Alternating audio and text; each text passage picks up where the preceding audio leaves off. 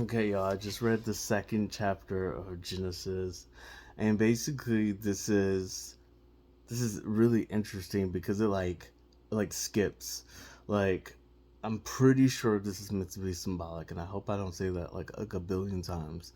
But just like I grew up in a church where like I grew up Kojic, Church of God in Christ, y'all, Pentecostal. So I grew up being taught that like all of this was very literal. And I remember sitting in Sunday school as a kid, like maybe 8 years old, and we're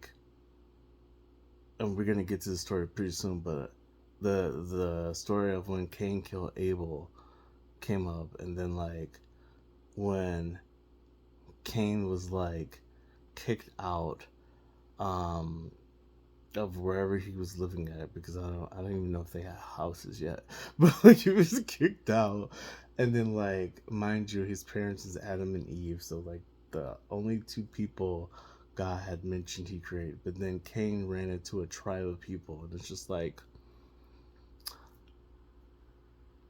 either that's a contradiction or just God just like we just didn't put that in the book for whatever reason. But it was like, how did he run into a tribe of people and his parents were the first two people? So it's like that's why I say like I think a lot of this is meant to be symbolic.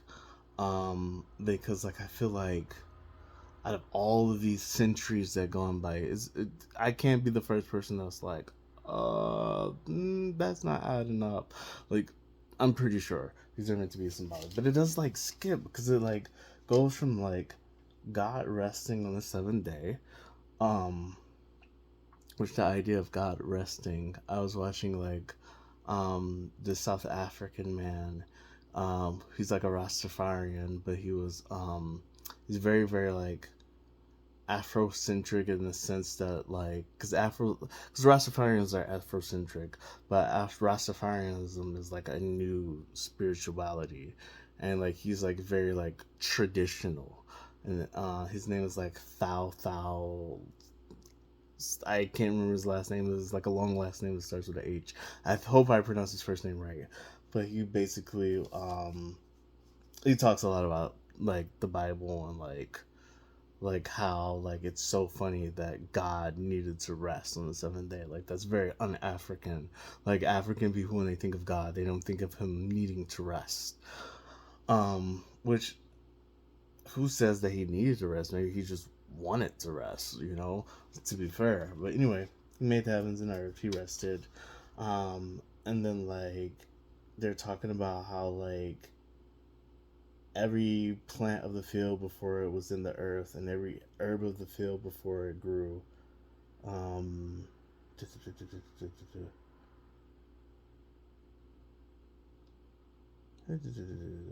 I skipped something. But there's something I missed is he's speaking about like the earth and like how there's no man to till the earth, and it's just like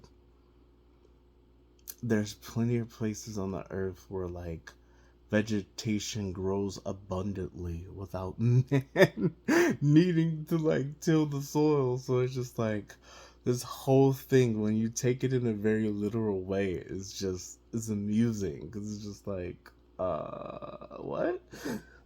That's what I say. I'm like this gotta be symbolic. And going back to like Thao, he was saying how he studied in Ethiopia. Like he speaks like 13 languages, like which is incredible. And he was saying like Jesus walking on the waters. He was breaking that out down. He was like, that's all symbolic. That's none of that's literal.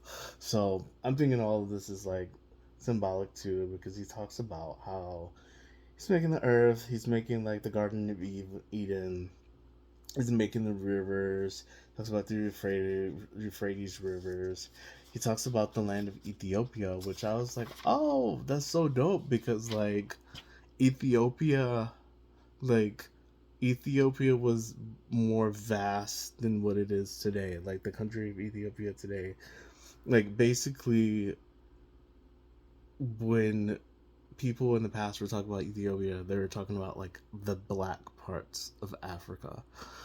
Which the black parts of Africa, like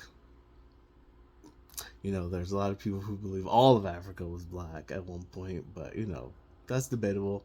who knows the truth? I'm not an Egyptologist, I'm not an archaeologist, but it's just like kind of that made me like perk up a little bit. But yeah, when you talk about Ethiopia, it talks about the black part of Africa, and it's interesting because I look at Christianity and I look at the Bible and I'm like, this is very un-African. Um, but then again, what do I know about what's African? Being an African American, born and raised in Detroit, Michigan. I mean, there's certain Africanness that has survived with us, but we're like generations removed. And I've heard like Africans say, "Oh, like the Ten Commandments, it's very African." It sounds a lot like the laws of Ma'at. And if you talk to like a lot of Africans who are very like steeped in their like ancestral knowledge, they're like, "Yeah, in my culture, we have like these 10 laws or 20 laws, and you have to say it before you honor your ancestors and things like that." So I guess it is more African than I thought. But yeah, like the fact that you even mentioned Ethiopia, I'm like, okay, because like once again, this book and the Bible and Christianity, we think just the Middle East, um, which I mean the Middle East and Africa, they're next door neighbors, but in modern times we see them as just like being two completely different parts of the world, and it's just like they're kind of right there. But yeah, so he's talking about Ethiopia and like the lands, and then it goes into like the tree of knowledge, which is evil, and then it talks about at the end how like the man and the woman are naked and they're unashamed. And I definitely think that's like symbolic, because when I talk about a person being naked, I think I mentioned in my Scorpio video, I was like, one of the issues Scorpios can have is that they want everyone to be naked before them. Like they want the everything to just like let it all hang out. Like even though Scorpios can be secret of themselves, and it's like they want to connect deeply with people, but it's like you can't connect deeply with somebody if that person's naked, in a sense that they're giving you all of them. They're being purely authentic, hiding nothing. And that Scorpio got a full burqa on. Like you can't even see the eyes, and it's just like, how you gonna connect? How you gonna have a deep connection when you're hiding? But yeah, I definitely think that's like symbolic of just like letting it all hang out. But yeah, that's my review of the second chapter. Um, like I said, these things like seem pretty symbolic, and yeah, I'm curious to see how I feel about the future chapters. But yeah, thank you.